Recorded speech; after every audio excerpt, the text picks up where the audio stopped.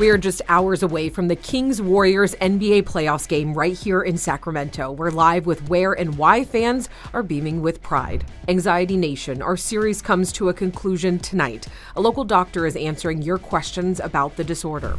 And we're hitting the back roads, heading to arguably the most beautiful 17 miles of California. And who gets to call this home? Let's get to the point. All right, so we're changing things up just a little bit here tonight on To The Point. Our Kevin John is joining me in studio for the first part of the show because, hey, we're talking about the Kings, and we have to celebrate this historic milestone. And, Kevin, I mean, the NBA playoff drought, this has been going on for 17 years. That's longer than you and I first anchored together back in Los Angeles. That was about 11 years ago. Wow. It's been a minute. And amazing enough, neither one of us has aged ever since that happened. Not at all. We look the exact same. But yes, about that drought, Alex, just to put things into perspective, the last time the Kings were in the playoffs, starting point guard De'Aaron Fox was just 8 years old. Also, MySpace was popular back then, Alex. Lord. I know you had your profile page, your top 8. Now, in case you're wondering, of course, that was 2006. Take a look at this video that you guys are checking out there. You can tell by the lack of HD in it how long it's been since the Kings last made the playoffs. Now, back in 2006, the Kings faced the San Antonio Spurs in the first round, where they ultimately fell in 6 games. And it's been a long 17 years, like Alex just said, since the Kings have made it back to the promised land. Now, in that time, Alex, the team has gone through 11 different head coaches, not to mention they've made some questionable decisions when it came to drafting players. Now, it seems like Kings GM Monty McNair and Kings head coach Mike Brown have finally put together a winning recipe here in Sacramento. And Alex, the fans are so excited about this. Oh, yeah. And we will talk about the game in just a moment. But first, we want to go ahead and talk more about the fans who are in Sacramento, and they're beaming with pride tonight. Devin has been speaking with businesses who are leveraging the Beam team's success. But first, let's go out to Alicia Machado. She is live in that crowd of people. Alicia, how's it going tonight? Hey, Alex, well, the rally just wrapped up, but the energy and hometown pride for the Beam team still continues on and definitely will well through tomorrow when that NBA playoff round 1 game kicks off here from Golden One Center and Doco. Fans were out here. We got hundreds of people coming out here in front of Golden One Center as that rally was underway. There were Kings personalities, the Kings owner, Kings dancers, even a drum line, and free giveaways, of course. So many people were out here pumped up, giving lots of energy and good vibes for the Beam team as they go to take on the Warriors tomorrow. People I spoke with said, hey, we know it is going to be a challenge up against another Northern California team, but they are confident that the Beam team will take them through to the playoff finals. Take a listen to some fans that we spoke with earlier about what this moment means to them. It means a lot. I mean, I grew up in Sac and I went to the games back at Arco, and 17-year drought, it's a long time, so it means a lot. Hopefully it's here to stay, this environment and the atmosphere. Now, we also heard during the rally tonight that the Kings and the city are actually going to close off L Street so that fans can watch from there. It'll be free. They'll be able to see their team in the playoffs up on the Jumbotron. So if you haven't found a watch party yet, maybe come out here or go to L Street.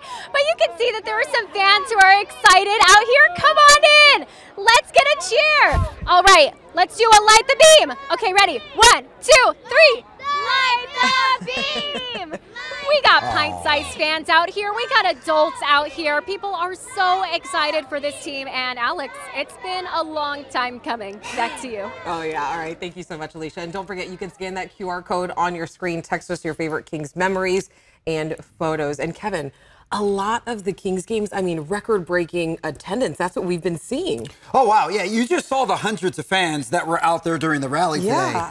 Just over the last couple of weeks alone, Alex Bell, the Kings have set a new record for fan attendance 3 different times. Now, Alex, this is what's funny.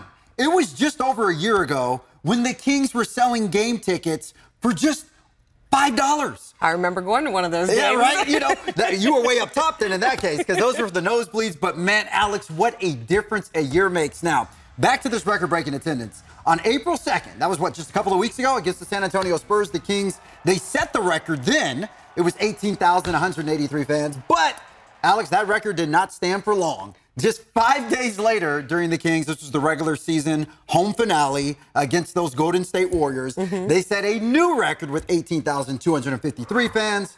And, you know, I said that game was against the Warriors. Of course, this series is also against the Golden State Warriors, where you have a ton of fans here for the Warriors and, of course, the Kings. And Kings personnel has told me they're going to expand seating for tomorrow's game. So expect Golden One Center to break a new record, Alex Bell. Maybe 18,500, who knows? But, oh, my goodness. Yeah. Okay, and I do want to get out to Devin Truby, though, because more than fans are just counting on this Kings success. We have a lot of businesses as well. Devin is joining us from downtown tonight with more on how businesses are cashing in.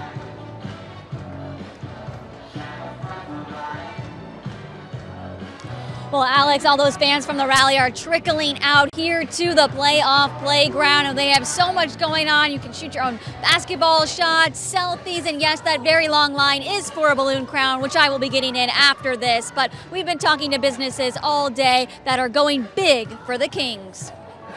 There's a buzz around the Sacramento Kings. At Billionaire Barber, that buzz is the sound of Kings crowns being etched into superfans. If someone doesn't want us to like cut the hair, then we can do airbrush stencils, and we're gonna make those pop, and then we're also gonna have like purple hair color. So we're trying to make everyone's hair look as crazy or as like lively as possible. They will also have a braider for those that want purple color or sparkly tinsel tied in their hair. But here's the catch: it's only for members of Golden One Credit Union at the playoff booth. Sacramento is gaining recognition more than it ever has before, which means small businesses like ours is also going to get that recognition. And in Midtown, other local businesses like Jets are betting big on the Kings. Sacramento Kings are going to win the NBA Finals, so we're doing a special. If you order food during these 2 weeks, we're going to give you a full refund on your food if the Kings win the Finals. And Jet has a reputation for being right about the Kings. In 2018, he predicted the Kings would make the playoffs in 5 years. It's 2023, and here we are. And that was our Devin Truby reporting. And Kevin, the Kings are finally getting their last moments of practice in before the big game tomorrow. How are they feeling, though? Well, it was interesting. I was hanging out at practice all day today. And interesting enough, they weren't tense. They weren't stressed out. They were actually relaxed. The mood was pretty chill in there, Alex. Players were laughing, having a good time, and just trying to stay poised ahead of the big game tomorrow. But make no mistake about it, Alex. It has been all business for the Sacramento Kings leading up to this big game. Now, keep in mind, the Kings are significant underdogs heading into the series, even though they're the third seed and they have home court advantage. But that's the way it is when you're going up against the defending champion Golden State Warriors. Now, I do have some great news to share with you guys regarding the Kings. Just hours ago, we learned that Kings head coach Mike Brown was named a Coach of the Year finalist, while point guard De'Aaron Fox was named Clutch Player of the Year finalist, and rightfully so, if you ask me. Now, getting back to this series, Alex, Coach Brown enters with a bit of an advantage on the Warriors. He was actually the associate head coach for the Warriors the last 6 seasons, so if there's anyone who knows how to stop the Warriors, it's definitely Mike Brown, who understands all the plays that they run, understands their coaching, the players, their strengths, their weaknesses, so he'll definitely knows a thing or two about them. What a way to go into the game, though, and start the week off, right? Or the weekend off, excuse me. Yeah, oh, absolutely. I mean, this is what you want here. If you're a basketball fan in Northern California, even a casual fan, having the Sacramento Kings and Golden State Warriors playing together for the first time in the postseason in this series, that's what you want. Exactly. It's what the people want.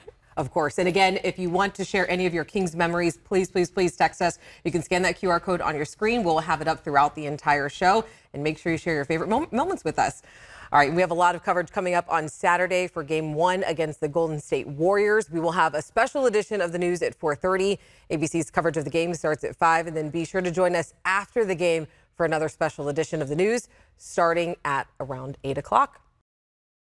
On this show, our team reads all of your texts, emails, and comments, and I want to take the time to thank the dozens of people for reaching out about what anxiety means to you, all as part of our series, Anxiety Nation. We also took the questions about anxiety to a local therapist, so take a look.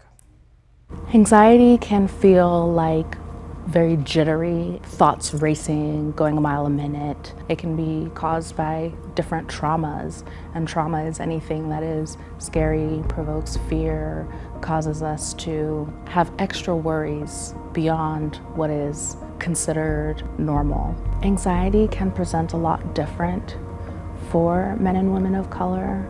I think we are strong as a people, and so it can be harder to identify and to acknowledge that one might be experiencing anxiety. It's important to know if there are differences in how you're behaving, if you're noticing repetitive behaviors or changes in mood or irritability. It can be helpful to seek help, even just to validate that you're doing okay.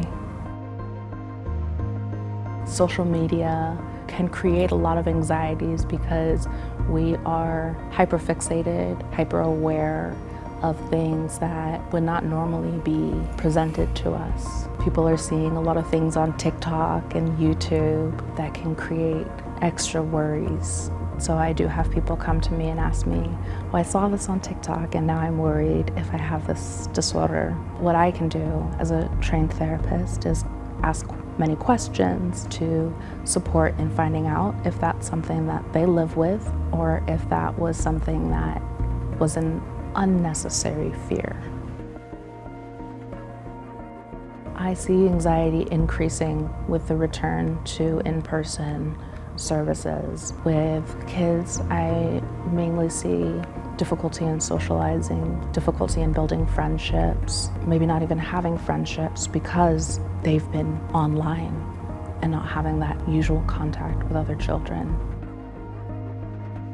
There can be a lot of shame and stigma around many of the mental health disorders, but specifically with anxiety, I think people can be shocked that they live with anxiety, believing that these are normal behaviors. So many of us, I feel like, are living with anxiety. It's a normal part of our everyday lives. There is help, there are activities that we can engage in, things that we can do to reduce the effects that it has in our lives. And if you want to learn more about anxiety, you can head to stopthestigmasacramento.org. And if you would like to ask a question or pass along a story idea, you can also do so by texting us at 916-321-3310. And remember, again, you are not alone in this.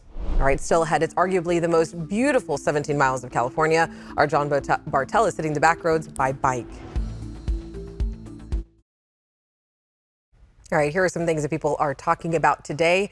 Should Senator Dianne Feinstein resign? More opinion pieces are calling for her to leave Congress just days after she requested to be temporarily placed on the Judiciary Committee. Feinstein, who is 89 years old, has been absent from the Senate since she was diagnosed with shingles last month. And we're looking at a busy weekend ahead. Tomorrow is Picnic Day. The UC Davis tradition, which includes family-friendly activities and a parade, attracts tens of thousands of people to the university. The event is an opportunity for UC Davis to show off its unique character. And then the Asparagus Festival. It is back in Stockton. Now through Sunday, you can get fried asparagus and even asparagus ice cream at the San Joaquin County Fairgrounds. I think it's a positive thing, trying to unite the community.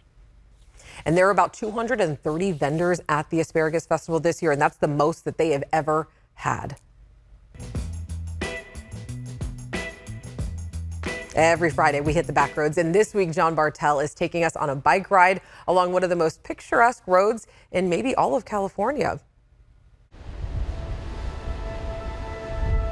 Pebble Beach's 17-mile drive.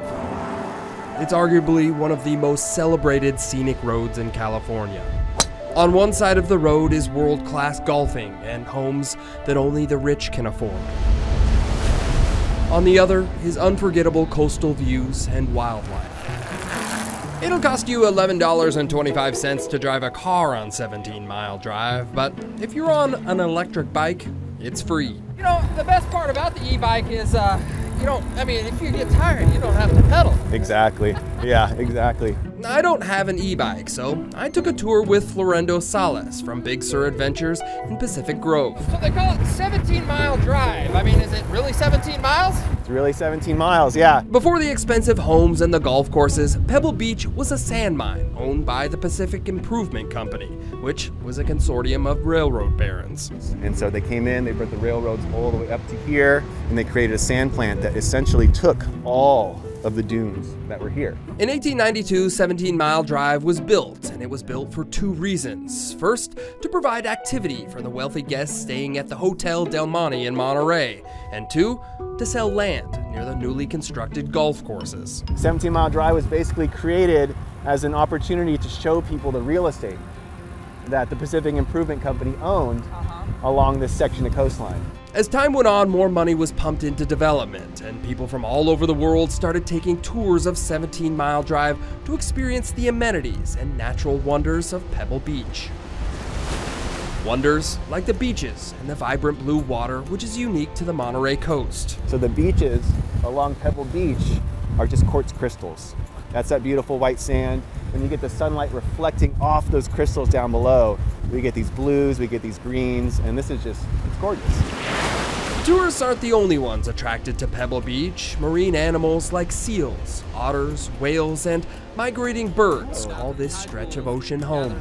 Is that snow all over that rock there? Is that what that is? No snow here. And a great spot to see some of those marine animals is at the iconic white-colored Bird Rock. Come here 100 years ago, there would have been a lot more white stuff on there. Okay. So in the 1930s, they actually came out and harvested all of the guano, basically all the bird poop, off of this rock because, well, that's a great fertilizer. And what do you have around us?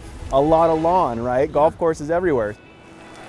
Just a few miles from Bird Rock is another icon at Pebble Beach, the lone cypress. One of the most photographed, I think, in the country is what they say now, yeah. Possibly the world. I can't imagine there's another tree that gets more recognition than this. Holding on for dear life at the edge of a rocky spire, the lone cypress is estimated to be more than 250 years old and is among the last of California's old-growth Monterey cypress.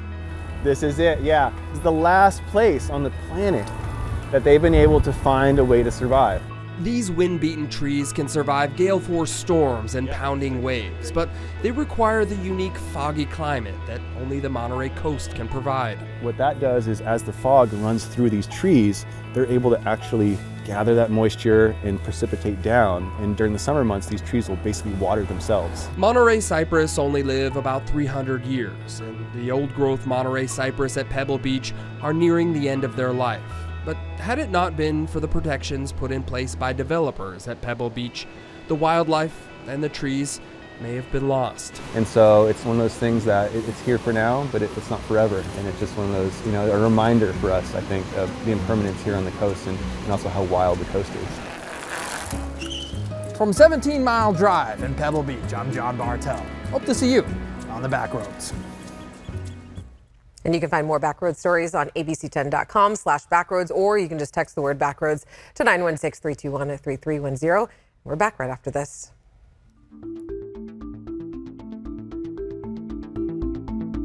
All right, let's take a look at your current temperatures right now for our big mountain backyard. Currently, Sacramento at 65, Marysville at 66, Tahoe seeing 41, and your 7-day forecast here, a beautiful weekend ahead of the Kings game. We're seeing 70s and lots of sunshine. And another look at downtown Sacramento tonight. The area outside Golden One Center was packed with Kings fans as they celebrate the city's big end of the Kings NBA playoffs drought, because less than 24 hours, the Kings will play the Warriors at Golden One Center for game 1 of round 1 of the playoffs. The Kings game airs right here on ABC 10. And we've got a lot of coverage coming up on Saturday for the game against the Golden State Warriors. We will have a special edition of the news at 4:30. ABC's coverage of the game starts at 5, and then be sure to join us after the game for another special edition of the news starting at around 8 p.m. And we want to know your favorite Kings memories, so make sure that you text us all those photos and videos to share those moments with us. Just text us at 916-321-3310. You can also email the team at tothepoint@abc10.com. Have a great night. We'll see you later.